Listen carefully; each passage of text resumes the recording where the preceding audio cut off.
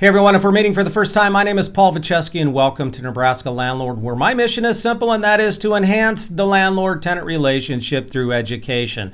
Today's video is sponsored by that red subscribe button, so please do me a favor, give this video a thumbs up, hit that red subscribe button, click on the notification bell, and share this video on just one of your social media platforms. I would appreciate that. Trying to grow the channel here. Anyways, so I'm going to start a series with this video called Q&A. Probably, I don't know, 10, 15 times a week I get an email or a correspondence from a landlord or a tenant that asks a great question, and that answer is a very good learning tool, something that we should know in our industry. And this particular case today is a question that I get far too often, and that is reasonable accommodations under the Fair Housing Act. So let's begin with Aleandra. I apologize if I mispronounced your name, Aleandra, but she's got a great email here. It says, "Dear Paul, I'm on Social Security disability and I don't get my Social Security disability check until the 3rd. The rent is due on the 1st and my landlord has a $50 late payment. I've discussed this several times with my landlord and informed him that I don't get paid until the 3rd. He insists that I still have to pay on the 1st, or otherwise I have to pay the $50 late fee. $50 may not seem like a lot to you, but to me it's a lot of money because I'm on fixed income. Is there anything that I can legally do about this? Thank you for your help." And the answer is absolutely 100% yes.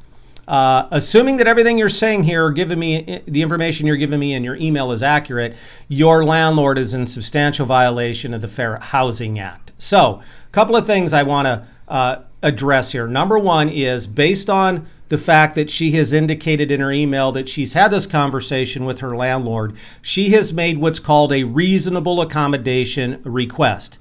A reasonable accommodation request is a process under the Fair Housing Act that allows a tenant who has a disability to ask their property manager or landlord for an exception to a rule or policy, and if the request is reasonable, then the landlord must comply. There are times when requests are not reasonable. This is not one of them. The case law and the precedent is solid here. All right, and we're going to get into that a little bit more in a minute. Now, the thing about a reasonable accommodation request is it doesn't have to be in any special format. It only requires that the tenant make the request. That's it.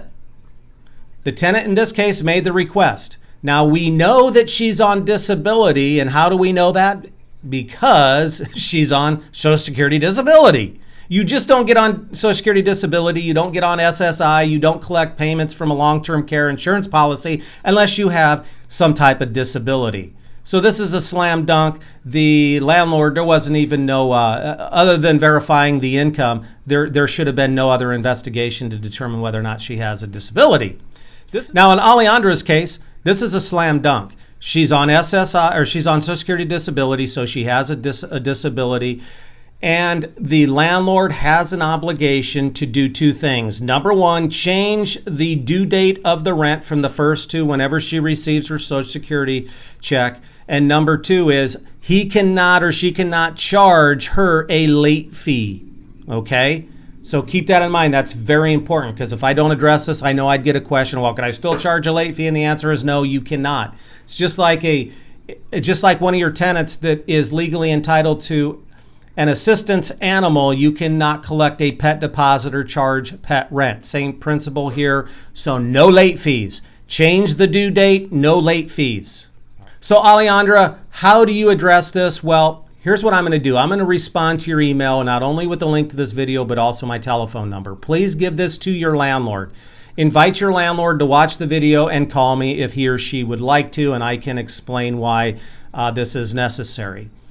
If the landlord still refuses to make the reasonable accommodation, then you can file a complaint either with the Nebraska Equal Opportunity Commission or with HUD, and there are a couple of different nonprofits here in town that can help you with that. So reach out to me and I can assist you with that. I just